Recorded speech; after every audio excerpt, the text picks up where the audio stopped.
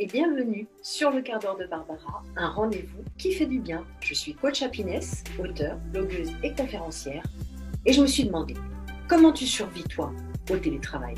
Parce qu'on sait tous maintenant, après à peu près 1 an de télétravail, plus ou moins forcé, que travailler depuis chez soi, c'est loin d'être aussi cool que ça en a l'air. J'ai créé et animé récemment une masterclass sur le télétravail et l'équilibre vie pro-vie perso et je vais t'en faire profiter en te présentant 7 clés de coaching pour survivre au télétravail. C'est parti! Alors, petit état des lieux sur le télétravail et sans surprise, on est loin de l'état désiré. Alors, s'il fallait résumer les 2 grands dangers du télétravail, je dirais que le premier, c'est le brouillage de la frontière entre la vie pro et la vie perso. Et c'est vrai que ce brouillage peut mener à de la fatigue, des problèmes de concentration, voire un épuisement professionnel, le syndrome du burn-out, ou alors au contraire, à une très forte démotivation. Le deuxième danger, c'est la sédentarité galopante, surtout quand le trajet que tu fais tous les jours se limite à aller de la machine à café à ton bureau, c'est-à-dire de la cuisine au salon.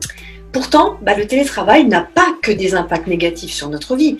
Par exemple, grâce au télétravail, on maîtrise désormais beaucoup mieux les outils numériques. On maîtrise mieux les outils collaboratifs, les visioconférences, les Zoom et les Teams, etc. On a aussi regagné en qualité de vie. Si tu habites une grande ville et que tu perdais beaucoup de temps dans les transports, ce temps-là, aujourd'hui, tu l'as gagné. Enfin, on a plus de liberté en journée puisqu'on peut désormais lancer une machine entre 2 visios ou plus sympa, aller courir ou se détendre ou faire une promenade entre des dossiers à boucler. Selon le baromètre annuel de Malakoff Humanis qui compare le télétravail entre 2019 et 2020, 80% des Français seraient même tout à fait favorables à partir sur un télétravail de 2 jours par semaine. La question, c'est donc comment tirer parti des avantages du télétravail sans tomber dans les pièges. Comment concilier l'équilibre entre la vie professionnelle et la vie personnelle, ce fameux work-life balance. Et c'est là qu'on arrive aux 7 clés de coaching que j'aimerais te donner pour survivre au télétravail. Alors, je vais te proposer différentes pistes et je t'invite, comme toujours ou comme souvent, à en choisir une, celle qui te convient, et à la répéter pendant 3 semaines. 3 semaines, c'est un délai suffisamment court pour que tu puisses l'intégrer à ton quotidien, même s'il est chargé, mais c'est quand même suffisamment long pour déjà commencer à détecter, dépister de nouveaux changements, de nouvelles amorces de changement. Après les 21 jours, tu pourras décider soit de poursuivre cette nouvelle habitude que tu auras mise en place, soit d'en tester une autre. Alors, première clé, et peut-être la plus importante, instaurer des rituels. Le rythme de travail, il est très structurant mentalement. C'est tout à fait essentiel d'avoir un rythme régulier, proche d'un quotidien qui n'est pas en télétravail mais en présentiel, avec des rituels qui te permettent de passer d'un temps de travail à un temps de loisir et vice-versa. Comme par exemple, te lever tous les jours de la semaine à heure fixe, prendre ton petit déjeuner, ton repas de midi, faire des pauses régulières, etc. Si tu es salarié, il faut bien sûr convenir avec ton employeur d'horaires de travail clair et te mettre d'accord sur les créneaux auxquels tu es disponible. Une fois que ces horaires sont établis, la distinction est déjà beaucoup plus facile à faire entre les moments de travail et les temps de pause. Ensuite, tu vas structurer ta journée avec des routines. Ça peut être la routine matinale, ça peut être la pause déjeuner, j'en parlais tout à l'heure, ça peut être une promenade, une séance de sport ou un moment, un temps fort qui marque la fin de ta journée de travail.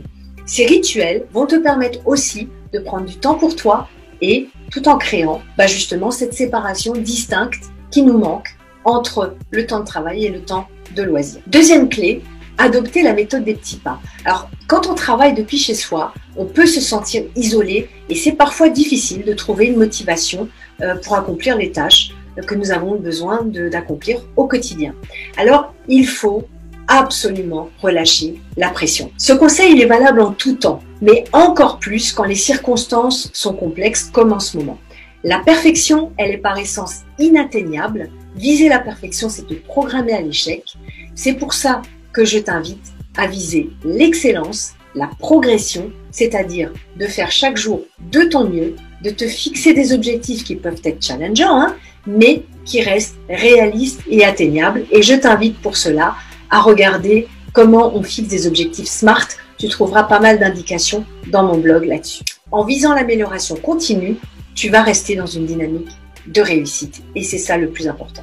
Troisième clé, bien s'organiser. Alors, tu as maintenant 1 an de télétravail derrière toi. Tu as probablement déjà mis en place beaucoup de stratégies pour t'organiser. Mais petit rappel, pour moi, le plus important, c'est d'abord de hiérarchiser les tâches et ensuite de les séquencer. En d'autres termes, tu commences ta journée de travail par des tâches, en te fixant des tâches à réaliser. Tu les listes par ordre de priorité et puis tu alloues pour chacune de ces tâches un temps limite pour la réaliser. 4e clé, améliorer ta météo intérieure. Alors, c'est une forme d'introspection que je t'invite à faire pour conscientiser ton ressenti.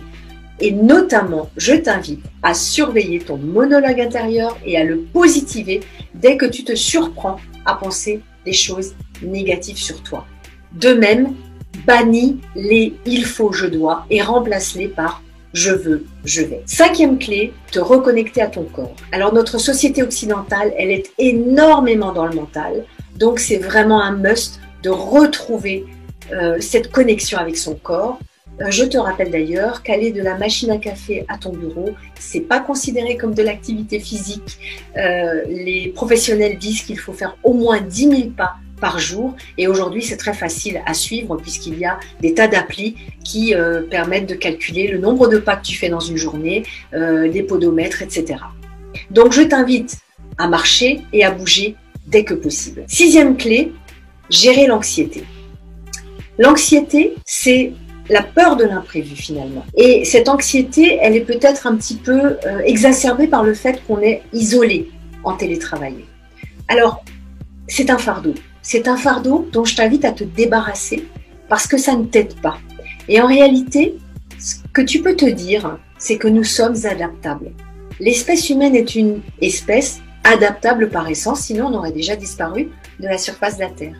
Donc, tu peux te débarrasser de l'anxiété. Il existe des techniques pour le faire. Tu n'as pas besoin d'avoir peur de l'imprévu parce que tu sauras y faire face. Tu as en toi les ressources nécessaires pour le faire. Donc, les techniques, tu les connais. J'en parle depuis très longtemps. Il y a le yoga, il y a la méditation, j'en parle beaucoup, la respiration et la cohérence cardiaque, avec notamment l'appli Respirelax, entièrement gratuite et que je trouve très sympa. Enfin, dernier point, la digital freedom, la liberté numérique. Moi, j'aime bien parler de liberté plutôt que de détox. On parle souvent de digital détox. Et moi, je trouve que le numérique, c'est pas seulement toxique, et que, en fait, il mieux vaut apprendre à s'en servir parce qu'il n'est pas prêt de disparaître. Et puis, mieux vaut apprendre à maîtriser son usage. Comme ça, on peut aussi s'approprier les bons côtés du numérique. Comme par exemple, le fait que je te parle aujourd'hui, c'est quand même grâce au numérique. Sinon, je n'aurais jamais accès à toi. Donc, il y a vraiment des bonnes choses. Mais effectivement, il faut apprendre à s'en servir. Il faut encadrer son usage plutôt qu'à le considérer comme un danger permanent qu'il n'est pas, à mon avis. Alors, parmi les petites astuces de cette liberté numérique, c'est d'utiliser ton droit à la déconnexion. Je te rappelle qu'en France, le droit à la déconnexion est inscrit dans la loi du travail depuis janvier 2017. Fais-en usage. Et puis, en ce qui concerne la gestion de tes mails et de tes réseaux sociaux, eh bien, je te conseille de t'allouer des temps précis pour les consulter.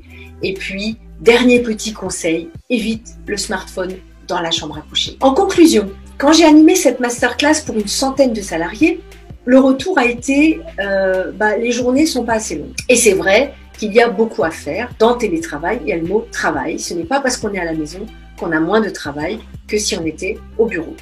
Mais en même temps, ce que j'ai trouvé absolument positif, très positif dans cette masterclass, c'est que les employés ont déclaré « c'est à nous de mieux gérer la répartition entre temps de travail et temps personnel ».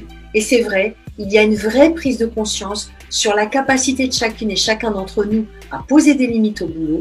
Et si tu ne dois retenir qu'une seule chose de cette vidéo, c'est que tu peux mettre en place des actions pour parvenir à un meilleur équilibre vie privée-vie pro, pour arriver à une vie plus apaisée. Et c'est d'autant plus important que la e-life n'est pas près de disparaître de l'horizon professionnel. Voilà, c'est tout pour aujourd'hui. Si cette vidéo t'a plu, abonne-toi à ma chaîne YouTube, à ma page Facebook, à mon compte Insta. Bref, suis-moi sur les réseaux. Retrouve d'autres conseils de coaching et d'auto-coaching sur mon site thehappiness-factory.com et restons en contact. Je te dis à très vite. Bye bye!